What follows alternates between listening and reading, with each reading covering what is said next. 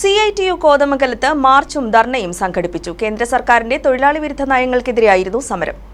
കേന്ദ്ര സർക്കാരിന്റെ തൊഴിലാളി വിരുദ്ധ നയങ്ങൾക്കെതിരെ CITU നടത്തിവരുന്ന പ്രക്ഷോഭങ്ങളുടെ ഭാഗമായാണ് കോതമംഗലം ഏരിയ കമ്മിറ്റി മാർച്ചും ധർണയും നടത്തിയത്. തൊഴിലാളി വിരുദ്ധ നയങ്ങൾക്കെതിരെ ലേബർ കോഡുകൾ പിൻവലിക്കുക, സ്വകാര്യവൽക്കരണവും ആസ്തിവൽക്കരണവും ഉപേക്ഷിക്കുക,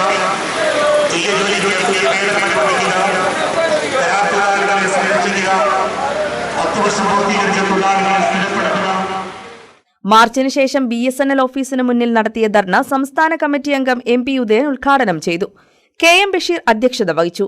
CPS Balan, MS Sasi, AB Sivan, Joshi Arakkal, KC Mathew, TM Eby, CS Johny തുടങ്ങിയവർ പങ്കെടുത്തു. മോദി സർക്കാർ ആദ്യം വന്നപ്പോൾ തന്നെ രാജ്യത്താകെ നടപ്പിലാക്കാൻ തുടങ്ങിയ മോദിയുടെ സാമ്പത്തിക നയങ്ങളുണ്ട്.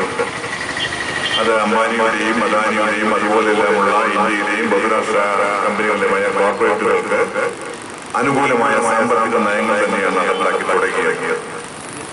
രണ്ടാം മോദി സർക്കാർ അതിനെ കൂടുതൽ ആക്കം വർദ്ധിപ്പിച്ചുകൊണ്ട് ജനദ്രോഹ നയങ്ങൾ കൂടുതൽ നടപ്പിലാക്കുകയും ഒടുവിൽ പതനത്തിലേക്ക് എത്തുന്ന വിധത്തേക്കെല്ലാമുള്ള ഒരു സ്ഥിതിവിശേഷം രാജ്യത്ത് സംഭവിക്കുകയും ചെയ്തു എന്നുള്ളത് യാഥാർത്ഥ്യമാണ്.